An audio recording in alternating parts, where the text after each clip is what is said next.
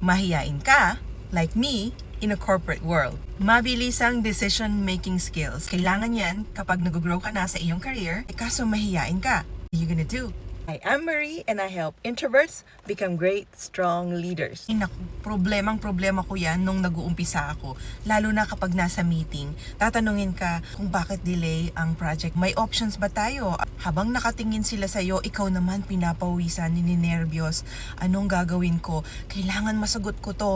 Naghihintay sila, nakatingin sila sa akin. Hit the follow button, give me a like, share mo na rin sa mahiyain mong friend. We can grow together. At syempre, ayan na ang nervyos. Hindi ka na makapagsalita, nauutal ka na, kung ano-ano nang naiisip mo, nagsasalita ka na lang na parang wala namang sense yung sinasabi mo kasi nagsasalita ka lang para may masabi. Feel mo? That was me before. Tayo kasing mga introverts, we think muna, we try to think deeply bago tayo magsalita.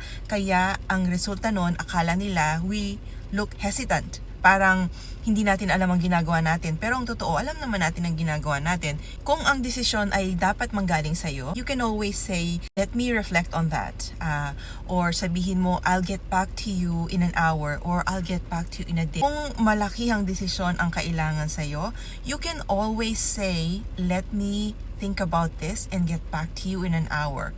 Or get back to you in a day. Depende kung gaano kabilis nila kailangan ang desisyon. Or yet, you can say, how soon mo kailangan ang desisyon ko?